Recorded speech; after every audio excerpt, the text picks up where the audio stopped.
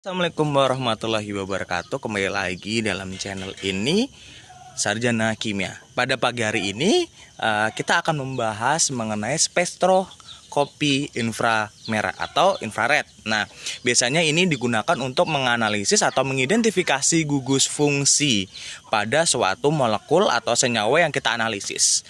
Atau dalam suatu sampel, misalkan kita punya sampel nih. Nah, kita ingin mengecek apakah ada gugus-gugus fungsi yang ingin kita dapatkan agar senyawa atau sampel kita itu sesuai yang kita mau. Contohnya kita mendapatkan suatu sampel yang kita tidak ketahui bahwa di dalamnya ada molekul apa saja gitu kan. Tapi kita menginginkan bahwa di sana ada gugus misalkan COOH atau gugus OH gitu. Nah, makanya itu dapat dianalisis dengan spektroskopi inframerah. Nah, telah dipelajari UV vis pada video sebelumnya, maka sekarang adalah IR. Nah, atom-atom di dalam satu molekul tidak dapat diam melainkan bervibrasi atau bergetar, jadi bergerak gitu ya.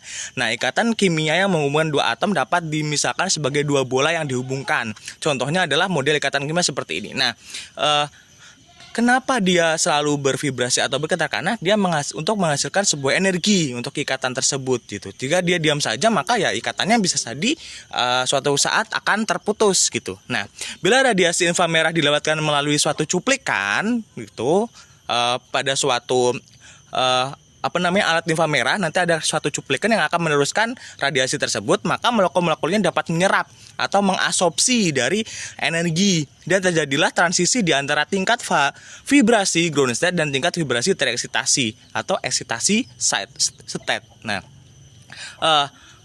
nanti kita akan belajar mengenai transisi elektronik seperti itu. Nah, yang awalnya berasal dari dasar yaitu paling bawah, nanti dia akan meningkat ke tingkat-tingkat yang lebih tinggi atau keadaan tereksitasi. Nah, contoh suatu ikatan CH gitu yang bervibrasi misalkan 90 triliun kali dalam 1 detik harus menyerap radiasi inframerah pada frekuensi tersebut yaitu 9,0 kali 10 pangkat 13 Hz 3000 cm pangkat min 1. Nah, untuk pindah ke tingkat vibrasi tereksitasi pertama. Nah, kalau misalkan energinya atau dia tidak bisa menyerap frekuensi sebanyak itu, maka dia tidak akan terjadi tereksitasi. Maka keadaannya masih keadaan dasar gitu. Nah, pengabsorpsian energi pada berbagai frekuensi dapat dideteksi oleh spektrofotometer infrared tersebut. Jadi dia dapat dideteksi dari absorpsi energi tersebut yang berasal dari infrared yang memplot jumlah radiasi inframerah yang diteruskan melalui cuplikan sebagai fungsi frekuensi atau panjang gelombang radiasi seperti itu. Nah, plot tersebut adalah spektrum inframerah yang memberikan informasi penting tentang gugus fungsi suatu molekul seperti yang saya bilang tadi bahwasanya infrared atau inframerah atau IR, spektra IR itu digunakan untuk mengidentifikasi gugus fungsi pada suatu molekul atau senyawa atau sampel yang kita miliki. Nah, vibrasi molekul, penyerapan radiasi inframerah menyebabkan perubahan energi AE dan dinyatakan sebagai berikut. Jadi adanya perubahan energi kan awalnya dari keadaan dasar ke keadaan tereksitasi. Nah, tereksitasinya pertama, kedua, ketiga itu kan pasti memerlukan penyerapan energi atau penyerapan dari sumber sinar IR gitu. Nah, makanya setiap adanya dia tereksitasi maka akan adanya delta E sebagai fungsi HV yaitu bilangan gelombangnya seperti itu. Nah, itu ada tingkat-tingkat vibrasi untuk suatu ikatan yang bervibrasi gitu. Jadi ikatannya itu nanti akan bergetar setelah diberi energi atau diberi infrared atau IR gitu, gelombang IR seperti itu. Nah, di mana H menyatakan tetapan Planck 6,6242 kali 10 pangkat min 27 Archimedes. Dan V menyatakan tetapan frekuensi dalam Hertz, frekuensi atau bilangan gelombang yang sering kita sebut. Hubungan di antara frekuensi dan panjang gelombang dinyatakan sebagai V sama dengan C per lambda. C adalah kecepatan saja. Berarti dapat kita ketahui bahwa bilangan gelombang atau V atau frekuensi itu berbanding terbalik dengan panjang gelombang. Berarti semakin rendah panjang gelombangnya, maka bilangan gelombangnya akan semakin besar. Sedangkan kalau semakin tinggi panjang gelombangnya atau lambda, maka bilangan gelombangnya akan semakin kecil seperti itu. Di mana C kecepatan cahaya 3 kali 10 pangkat 10 cm dt-1 dan lambda dinyatakan dalam centimeter. Kebalikan panjang gelombang menyatakan jumlah gelombang per cm. Jadi V sama dengan 1 per lambda seperti yang udah dibilang tadi bahwasanya berbanding terbalik antara bilangan gelombang atau frekuensi dengan panjang gelombang. Jumlah gelombang atau bilangan gelombang berbanding lurus dengan frekuensi atau energi. Karena itu bagian horizontal spektrum inframerah biasanya dinyatakan sebagai jumlah gelombang V dalam cm pangkat min 1. Molekul-molekul poliatom berarti atomnya cukup banyak, memperlihatkan dua jenis vibrasi molekul, stressing dan binding. Vibrasi ikatan yang melibatkan hidrogen sangat berarti karena atom-atom massa rendah cenderung lebih mudah bergerak. Diingat-ingat bahwasanya atom-atom yang memiliki massa rendah itu mudah lebih bergerak daripada atom dengan massa yang lebih tinggi. Nah, nanti ini akan ada berhubungan. Nah, ini adalah contoh beberapa vibrasi stressing dari gugus metilen. Ini adalah contoh saja. Ada skirkos, yaitu gunting pada bidang, rocking pada bidang, wagging di luar bidang, jadi dia keluar, dan twisting di luar bidang. Tuh. Jadi dia yang bergerak untuk yang menggunting itu yang bagian bawah dia masuk ke dalam, sedangkan untuk yang rocking itu sama-sama ke kanan. Untuk yang wagging itu ke kanan tapi dia bagian atas, bagian hanya.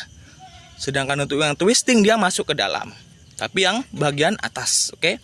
Semakin rumit struktur suatu molekul, semakin banyak bentuk-bentuk vibrasi yang mungkin terjadi. Jadi semakin rumit, semakin panjang, semakin banyak molekul-molekul atom-atom pembentuk molekulnya di dalam suatu molekul, maka akan banyak terjadi vibrasi di dalamnya. Akibatnya kita akan melihat banyak pita-pita absorpsi yang diperoleh pada spektrum inframerah.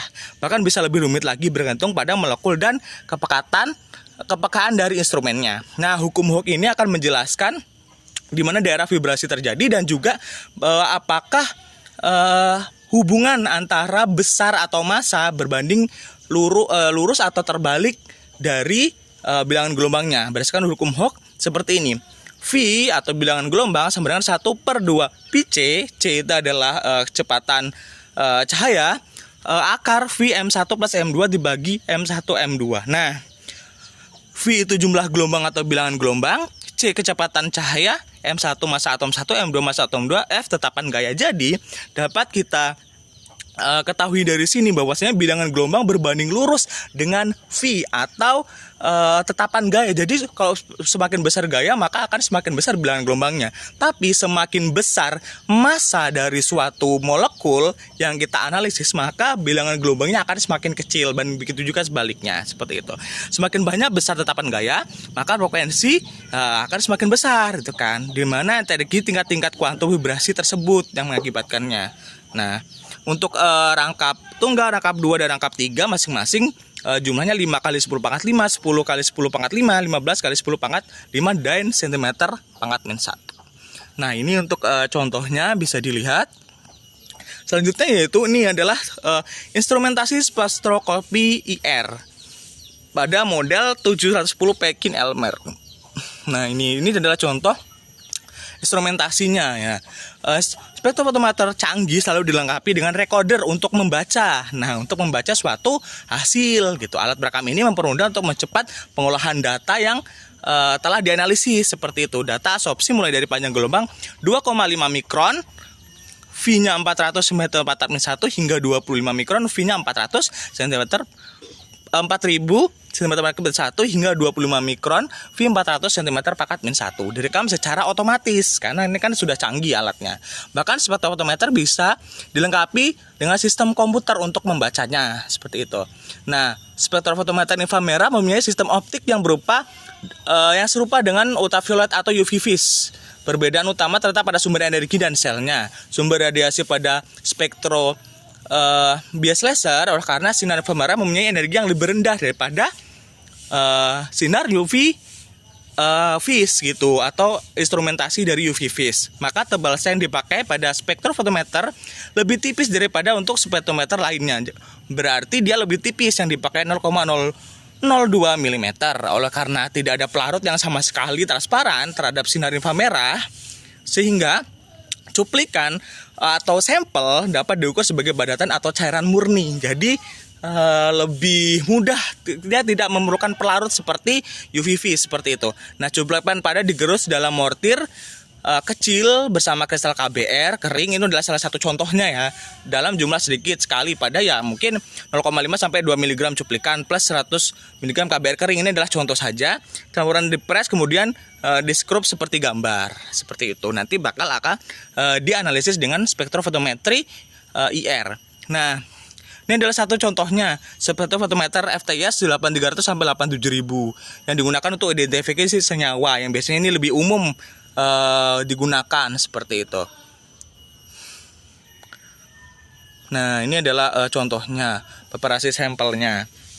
Nah, kita lanjut ke spektra IR. Hampir setiap senyawa yang memiliki ikatan kovalen, apakah senyawa organik atau anorganik, akan menyerap berbagai frekuensi radiasi elektromagnetik dengan panjang gelombang 0,5 sampai 1000 mikrometer. Ingat, berarti setiap senyawa yang memiliki ikatan kovalen, bukan ikatan ionik, bukan ikatan logam. Dalam kimia organik, fungsi utama dari spektrometri infrared adalah mengenal elusidasi struktur molekul, khususnya gugus fungsional seperti OH, CO, CC dan sebagainya yang biasanya akan terdeteksi di infrared. Nah, daerah yang paling berguna untuk mengenal struktur suatu senyawa adalah pada daerah 1 sampai 25 mikrometer atau 10.000 sampai 400 cm pangkat min 1. Dalam praktek satuan yang lebih umum dipakai frekuensinya adalah Cm-1 daripada yang mikometer gitu. Nah, serapan yang biasanya muncul itu ada NH, CH, OH, CX, X itu bisa halogen. Nah, CO, C rangkap O, C tunggal O, CC, C rangkap C, C rangkap N dan sebagainya yang akan terdeteksi seperti itu. Hanya diperoleh dalam bagian-bagian kecil, daerah vibrasi inta merahnya ya hanya diperoleh bagian-bagian kecil yang mungkin menonjol, nanti akan membentuk sebuah spektrum yang puncak-puncak yang akan terdeteksi pada daerah-daerah tertentu yang menandakan adanya gugus tersebut seperti itu. Nah, ini adalah bilangan gelombang dalam cm². Nah, di daerah 600 sampai 1550 ada CCl, CO, CN, CC. Di 1550 sampai 1900 ada CN, CC dan sebagainya sampai 4000. Ini biasanya yang daerah dominan ditemukannya atau keberadaan dari gugus-gugus fungsi. Nah, untuk di sini adalah contoh-contohnya dari alkana, alkena, alkuna nitril, alkil halida, alkohol dan eter, aldehid dan keton. Nah, ini adalah beberapa daerah-daerah yang mungkin akan ditemukannya gugus-gugus fungsi tersebut. Nah, ada juga yang keton. Nah, keton ini ada beberapa, kan ada keton, ada yang rantai terbuka, ada yang 3 anggota, ada 7 anggota dan sebagainya. Ini adalah contoh spektrum inframerah nih, ada puncak-puncaknya yang biasanya terdeteksi dari 400 sampai 4000. Nah, ada juga yang daerah sidik jari. Nah, daerah sidik jari itu biasanya jarang ditemukan dari stretching tersebut gitu. Nah, analisis kualitatif dengan IR untuk memperoleh informasi struktur dari senyawa melalui interpretasi. Nah, nanti berdasarkan jaraknya ada 4 daerah tersebar, yaitu IR dekat 0,7 sampai 2,5 mikro, daerah fundamental 2,5 sampai 5,0 mikro, daerah IR jauh 50 sampai 500 mikro. Nah, ada beberapa daerah ulur dan daerah tekuk seperti itu. Ada hidrogen, rangkap 3, daerah rangkap 2 dan sebagainya gitu. Jadi nanti analisis kualitatifnya maka akan ditemukan. Kalau kuantitatifnya kan misalkan ada puncak segini berada di daerah berapa, oh berarti daerah berapa berarti segini kan adalah merupakan gugus fungsi ini. Sedangkan untuk kualitatifnya kita mengetahui bahwasanya di dalam sampel kita itu apakah mengandung gugus fungsi apa saja. Sedangkan untuk kuantitatifnya yang tadi yang berada di daerah mana saja dan stretchingnya seperti apa, dan apakah dia tingkat energinya ke pi bintang atau sigma ke pi bintang dan sebagainya seperti itu. Mungkin itu saja yang bisa saya sampaikan. Terima kasih. Jangan lupa like, share, and comment.